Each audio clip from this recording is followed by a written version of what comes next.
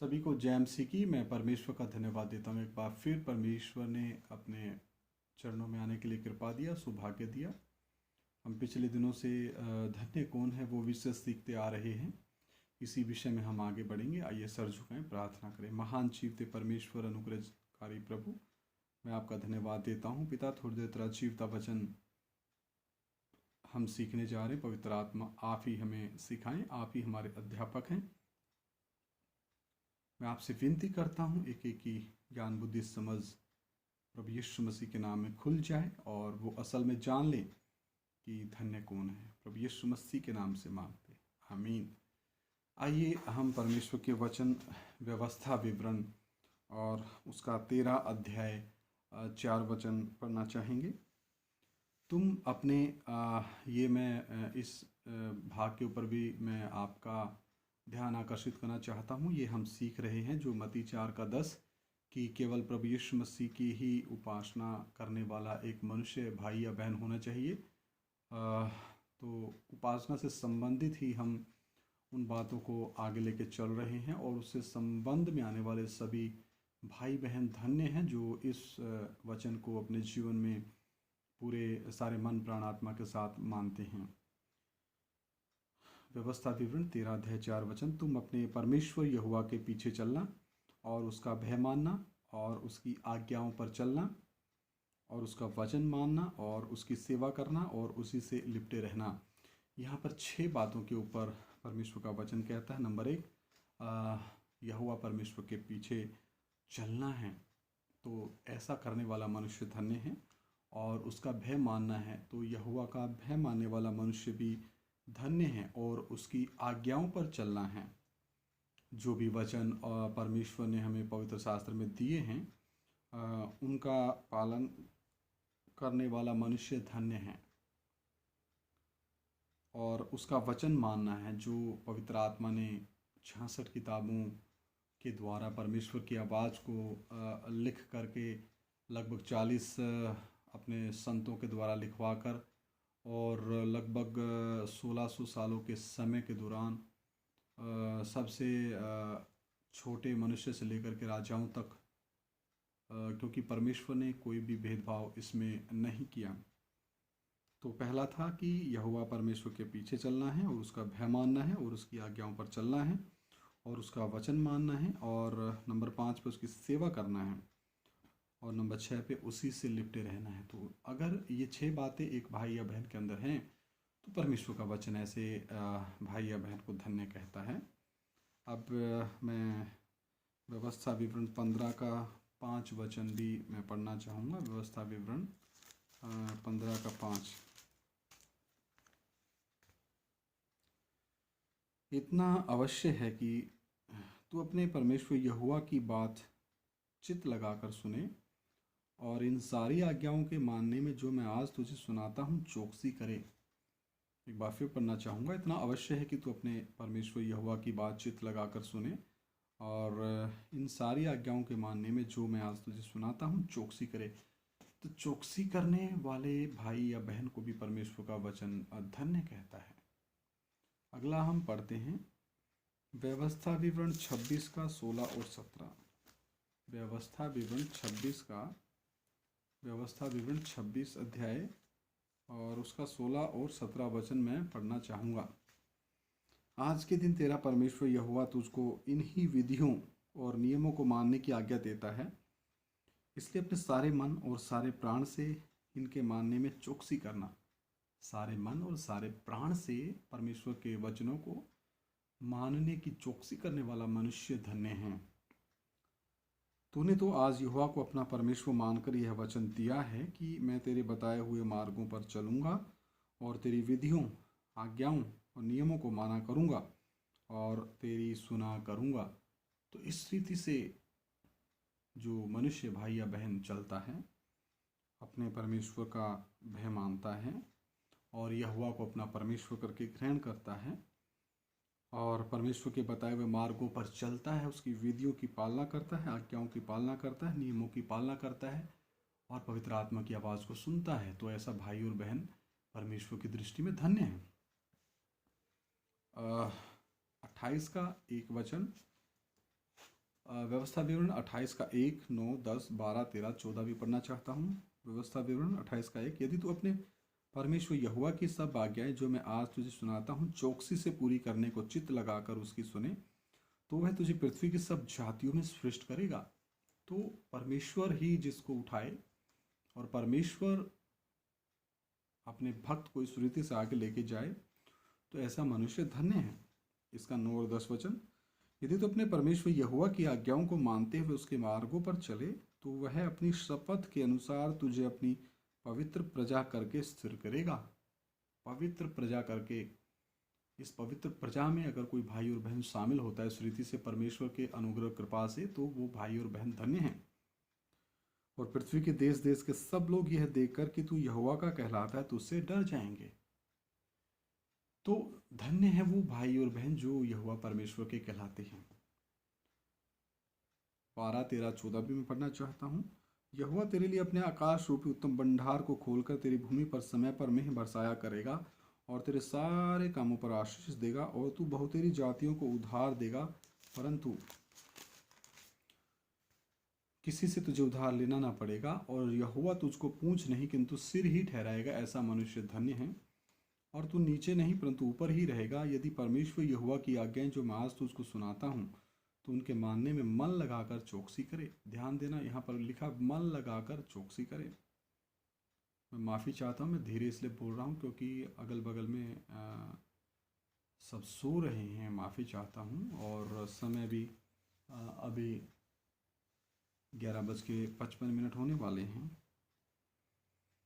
मैं 13 वचन फिर पढ़ता हूँ। और यहोवा तुझको पूंछ नहीं किंतु सिर ही ठहराएगा और तू नीचे नहीं परंतु ऊपर ही रहेगा। यदि परमेश्वर यहोवा की आज्ञाएं जो मैं आज तुझको सुनाता हूँ तो उनके मानने में मन लगाकर चौकसी करना है। तो करना क्या? मन लगा करके चौकसी करना और अपने यहोवा परमेश्वर की आज्ञाओं को मानना।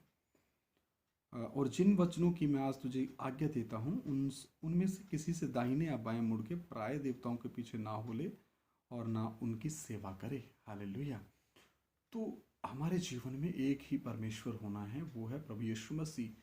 यहोवा परमेश्वर, आदि में वचन था, वचन परमेश्वर के साथ था और वचन ही परमेश्वर था। यूहन्ना 1 अध्याय 1 आयत। और यही यहोवा परमेश्वर, मैं जो हूँ सो हूँ, मैं हूँ। यूहन्ना रचित सुसमाचार 1:14 के अनुसार वचन देहधारी हुआ हमारे पापों श्रापों के लिए। परमेश्वर एक कुंवारी मरियम के गर्भ में देह धारण पवित्र आत्मा के द्वारा हुए और 33.5 साल में पूरी मानव जाति के पापों और श्रापों के लिए कुर्बान हुए। वो परमेश्वर के न्याय, वो अपने परमेश्वरत्व के न्याय को उठाने के लिए आए। अगर आदमवंशियों ने बचना था तो प्रभु यीशु मसीह जिस रीति से हमारे पाप और श्रापों को उठाया, वैसा कोई इंसान की आवश्यकता थी। लेकिन आदम और हव्वा जब पापी हुए तो उसके पश्चात कोई भी मनुष्य, भाई या बहन इस पृथ्वी पर नहीं था जो पवित्र हो। इसलिए परमेश्वर देहधारी हुआ, कुंवारी मरियम गर्भवती हुई, जैसा लगभग 750 साल पहले यशायाह नबी ने भी भविष्यवाणी की थी। इम्मानुएल का चिन्ह जो परमेश्वर ने यशायाह नबी के द्वारा इजरायली प्रजा को, यहूदियों को दिया था, तो वो इम्मानुएल मत्ती 1:23 में हमारे पाप और श्रापों के लिए बलिदान होने के लिए आया। वो अपने ही परमेश्वरत्व का न्याय उठाने के लिए आया, सारे आदमवंशियों के पाप और श्रापों को उठाने के लिए आया। और यूहन्ना रचित सुसमाचार में लिखा है, यूहन्ना बपतिस्मा देने वाला भी कहता है, 1 अध्याय में लिखा, देखो परमेश्वर का मेमना, 1 अध्याय 29 वचन, जगत के पापों को उठा कर ले जाता है।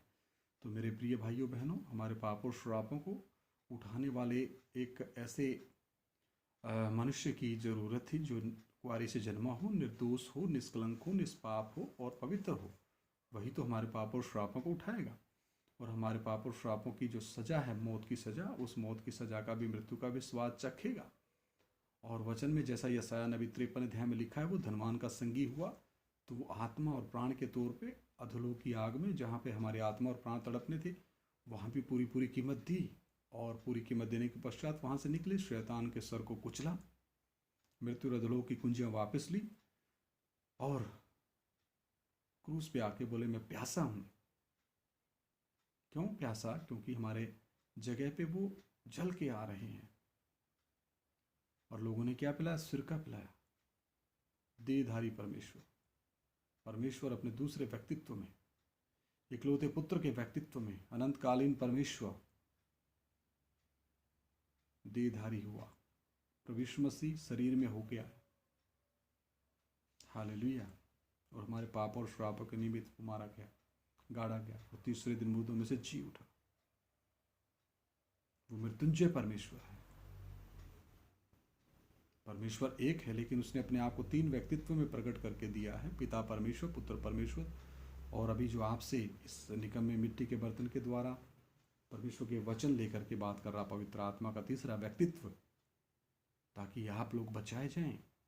इस YouTube के माध्यम से आप लोग परमेश्वर की आवाज़ और परमेश्वर के वचन को सुन लें और अपने जीवनों में झांक कर देख लें, क्या हमारा अपने आत्मिक पिता परमेश्वर से, एकमात्र सच्चे परमेश्वर से हमारी आत्मा का मेल हुआ है? क्या हमने उद्धार पाया है? क्या हम बचाए गए हैं? क्या हमारा नया जन्म हुआ है? क्या हम नई सृष्टि बने हैं? ये सवाल आप अपने आप से करें। तो आगे मैं पढ़ना चाहता हूँ मेरे प्रिय भाइयों बहनों। तो प्रभु यीशु मसीह ही एकमात्र सच्चा परमेश्वर है, क्योंकि उसके अंदर 5 गुण है। वो सबसे पहला और सबसे आखिरी है। नंबर 2, वो कभी नहीं बदलता। नंबर 3, वो सर्वशक्तिमान है। सर्वशक्तिमान, उसको किसी तीर, तलवार, भाले, अस्त्र शस्त्र, विद्या की, रिद्धि सिद्धि की, किसी भी शस्त्रों की, स्वर्ग दूतों तक की मदद की आवश्यकता नहीं है, इसलिए तो वो सर्वशक्तिमान हैं। तो जितनों ने इनकी मदद ली वो परमेश्वर नहीं हैं, वो उस श्रेणी में नहीं आते। और अगला चौथा जो गुण है वो सर्वज्ञानी है। उसको किसी उस्ताद की, टीचर की, शिक्षक की आवश्यकता नहीं है। वो सारी बुद्धियों का स्रोत है, वो सर्वज्ञानी है। नंबर 5, वो सर्वव्यापी परमेश्वर है। वो किसी एक देश को महत्ता नहीं देता, पूरा ब्रह्मांड उसका है। तो ये 5 गुण सिर्फ और सिर्फ प्रभु यीशु मसीह में ही देखने को मिलते हैं, इसलिए वो एकमात्र सच्चा परमेश्वर है। आगे मैं पढ़ना चाहता हूँ व्यवस्था विवरण 30 अध्याय का। मैं पढ़ना चाहूँगा 2 वचन। और अपनी संतान सहित, अपनी कितनों के सहित? अपनी संतान सहित अपने सारे मन और सारे प्राण से। किसे? सारे मन और सारे प्राण से अपने परमेश्वर यहोवा की ओर फिरकर उसके पास लौट आए, और इन सब आज्ञाओं के अनुसार जो मैं आज तुझे सुनाता हूँ उसकी बातें माने। बातें मानना बहुत जरूरी है, सारे मन और सारे प्राण के साथ।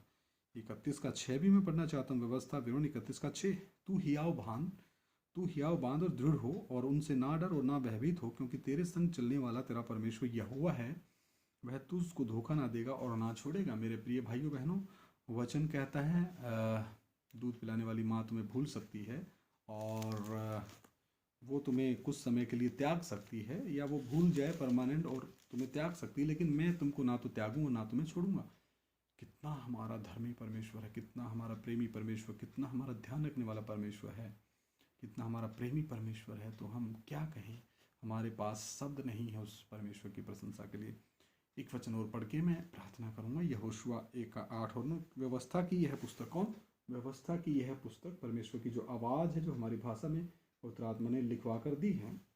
व्यवस्था की यह पुस्तक तेरे चित्त में कभी ना उतरने पाए, इसी में दिन रात ध्यान दिए रहना, इसलिए कि जो कुछ उसमें लिखा है उसके अनुसार करने की तू चौकसी करे, क्योंकि ऐसा ही करने से तेरे सब काम सफल होंगे और तू प्रभावशाली होगा।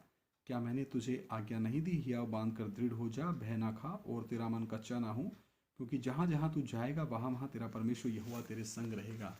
हालेलुया। मेरे प्रिय भाइयों बहनें, मैंने कोई भांग नहीं खा रखी, मैंने कोई मादक पदार्थ नहीं पिया, मैंने कोई नशा नहीं किया है, मैं कोई शराब और विस्की के नशे में नहीं हूँ, मेरा दिमाग कोई पागल नहीं हुआ है, मेरी बुद्धि कोई खराब नहीं हुई है। जो मैं अभी रात के 12:02 पे ये वचन रिकॉर्ड कर रहा हूँ, मैं हाथ जोड़ के विनती करता हूँ, ये सारा सब कुछ परमेश्वर का जो प्रेम है वो प्रकट करके दे रहा है, ताकि मैं ये वचन रिकॉर्ड करके आप सभी के बीच में इस YouTube के माध्यम से साझा कर सकूं, और मेरे भारतवर्ष के लोग और मेरे प्रिय प्यारे भारतवासी, मेरे प्रिय भारत के नागरिक, मेरे भाई बहन बुजुर्ग, पिता माता और सभी उम्र के जितने इस भाषा को समझते हैं, वो सभी अपने परमेश्वर की आवाज़ को सुन लें, अपने परमेश्वर की आवाज़ को पहचान लें और अपने कर्ता के साथ मेल कर लें। यशायाह नबी क्या कहता है, एक वचन वो मैं पढ़ना चाहता हूँ और उसके बाद हम प्रार्थना करेंगे। यशायाह नबी 1 अध्याय यशायाह नबी पहला अध्याय, यशायाह पहला अध्याय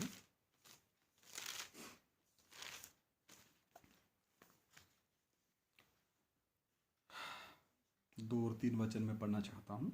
हे स्वर्ग सुन और हे पृथ्वी कान लगा, क्योंकि यहोवा कहता है, मैंने बाल बच्चों का पालन पोषण किया और उनको बढ़ाया भी, परंतु उन्होंने मुझसे बलवा किया। बैल तो अपने मालिक को और गधा अपने स्वामी की चरनी को पहचानता है, परंतु इज़राइल मुझे नहीं जानता, मेरी प्रजा विचार नहीं करती। तो मेरे प्रिय भाइयों बहनों, जब जानवर अपने मालिक को पहचानते हैं तो परमेश्वर ने मनुष्य को अपने स्वरूप और समानता में बनाया है।